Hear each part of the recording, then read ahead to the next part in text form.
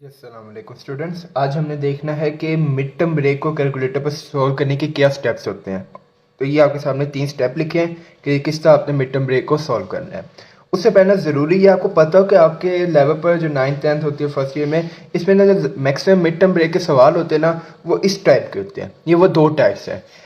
इन दोनों में फ़र्क ये है, दोनों में एक्स स्क्वायर आ रहा है, दोनों में एक्स पावर 1 आ रहा है और कांस्टेंट आ रहा है। ये तो सेम चीज़ है, लेकिन फ़र्क कहाँ पे आता है। एक मिड टर्म ब्रेक का सवाल ऐसा होता है जिसमें एक्स स्क्वायर के साथ कोफिशिएंट 1 होता है, और दूसरी टाइप का सवाल इस तरह होता है जिसमें एक्स स्क्वायर के साथ 1 के अलावा कोई भी कोफिशिएंट होता है, 2 होता है, 3, 12 कोई और नंबर है। ठीक है, इन दोनों को कैलकुलेटर में सोल्व करने का ना डिफरेंट तरीका है।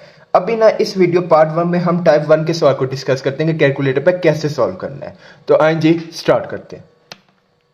पहली बात, जब भी कैलकुलेटर पर मिड टर्म ब्रेक का सवाल सॉल्व करना है तो आपके पास ना ये कैलकुलेटर होना चाहिए, जिसका नाम आपके सामने आ रहा है कैसियो FX991ES प्लस।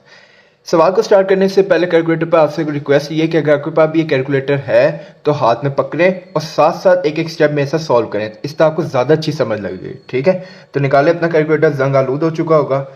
अच्छा देखिएगा, ये कैलकुलेटर ले लें तो मेरा तो माने बेहतरीन कैलकुलेटर है। आप देख रहे होंगे कि घिस चुका है, लेकिन माशाल्लाह से कोमे में भी चला जाता है, लेकिन सेल डाल के फिर ठीक हो जाता है। तो बहुत अच्छा कैलकुलेटर है आपके लिए। पहला step, how to solve question mid term break on calculator. पहला स्टेप होगा प्रेस मोड बटन। कौन सा बटन आपने प्रेस करना है? Mode button. तो कैलकुलेटर में कहाँ पर ये मोड बटन होता है? ये वाला। जूम हो जाए, जूम हो जाए, चलो जी, ये मोड बटन को हमने प्रेस कर लिया। ठीक है, फिर उसके बाद कौन सा बटन प्रेस करना है? Then press 5। फिर कौन सा बटन प्रेस करना है? 5 बटन प्रेस करना है। तो जी आए प्रेस कर लेते हैं 5 बटन। ये हमने 5 बटन क्या कर दिया? प्रेस कर दिया। फिर उसके बाद देन प्रेस 3। फिर कौन सा बटन प्रेस करना है? 3 बटन प्रेस करना है। तो ये मैंने क्या कर दिया? 3 बटन प्रेस कर दिया। कुछ ऐसी स्क्रीन आपके सामने आ रही होगी, शो कर लूँ, जिसमें से A B C ऊपर नजर आपको आ रहे होंगे। इनका मतलब क्या है आए उससे समझते हैं। हम कौन सा सवाल करने आएंगे? टाइप 1 का, x square plus x minus 132। इस सवाल को मिड टर्म ब्रेक से सॉल्व करने से पहले जरूरी है हमने ये वाले स्टेप क्या करने हैं? परफॉर्म करने। ये तीनों स्टेप आपने परफॉर्म करके आपके सामने ऐसी स्क्रीन आ जाएगी। अब कैलकुलेटर ना ये जो एक्स स्क्वायर के साथ जो कोफिशिएंट होता है उसको नाम देता है ए का। किसका नाम देता है? ए का नाम देता है। और ये जो एक्स पावर 1 के साथ कोफिशिएंट होता है कैलकुलेटर इसको बी का नाम देता है। किसका नाम देता है? बी का। और जो आखिरी वैल्यू होती है इसको नाम देते हैं सी का। बस अब हमने ये वैल्यू पुट करनी है और कैलकुलेटर हमें इसका आंसर दे देगा। तो आइए जी करके देख लेते हैं। तो जी पहली वैल्यू आपको नजर आ रही है कैलकुलेटर पर क्या है? ए है। ज़्यादा अच्छा होगा कि कैलकुलेटर आप खुद रखें और उसे इस्तेमाल करके देखें। पहली वैल्यू ए आ रही है। अब इसको कैसे पुट करेंगे? एक्स के स्क्वायर के साथ जो ए है उसकी वैल्यू क्या है? 1। तो कैसे पुट करेंगे? 1 लिखा, 1 का बटन दबाया और इक्वल का बटन लाजमी दबाने ताकि वो वहां इंपुट हो जाए। हो गया इंपुट। अब बी पर ऑटोमेटिकली वो आगे खुद चला गया। अब बी की जगह वैल्यू भी क्या है? 1 है, वो भी इंपुट करेंगे। 1 लिखा और इक्वल का बटन दबा के इंपुट हो जाएगा। ठीक है, अब सी के साथ अगर आप गौर करें तो साइन कौन सा है? माइनस का है।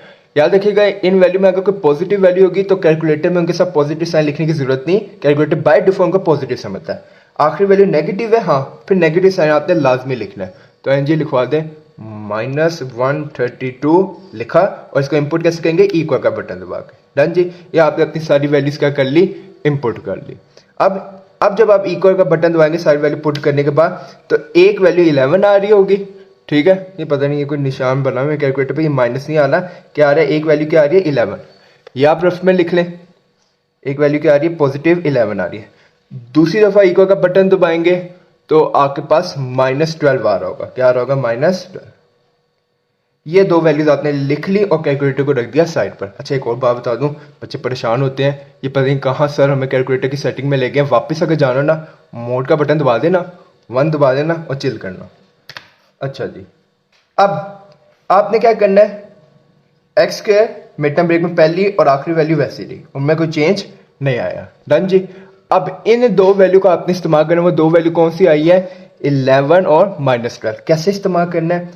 देखें, आपको जो कैलकुलेटर ने इसके साथ साइन बताया आपने वो इस्तेमाल नहीं करने। इसको इस तरह याद रखना है, जो दिखता है वो नहीं करना। क्या दिख रहा है? 11 के साथ पॉजिटिव साइन आएगा, लेकिन यहां नेगेटिव लिख देना। -12 के साथ माइनस साइन आ रहा है, इधर क्या लिख देना है? पॉजिटिव लिख देना है। बस ये असूल याद कर लें। अब आप कहेंगे इसकी लॉजिक क्या है? देख लें, अगर ये साइन मैं लिखूंगा तो मेरी मिड वैल्यू बन रही है। +12x से -7x किया, पॉजिटिव 1x ही आएगा। ठीक है, तो जो कैलकुलेटर में साइन दिखेंगे मिड वैल्यू के वो नहीं लिखने बल्कि ऑपोजिट साइन लिखने। नेक्स्ट बाकी अब इसमें कॉमन लेना तो नहीं, मैं आपको सिखा रहा, इसमें से x कॉमन आ रहा है, 11 बचा, यहाँ से 12 कॉमन आ रहा है, x माइनस 11 आ गया, ठीक है। फिर इसमें से x माइनस 11 कॉमन ले लेते हैं, फिर क्या बचा x प्लस 12, बता तो दिया वैसे सारा। चले, तो ये मेरा सवाल है मिड टर्म ब्रेक का। बाकी यही वैल्यू थी, ये तलाश अगर हो जाए ना तो ये तो चीज़ बहुत आसान है, ठीक है जी।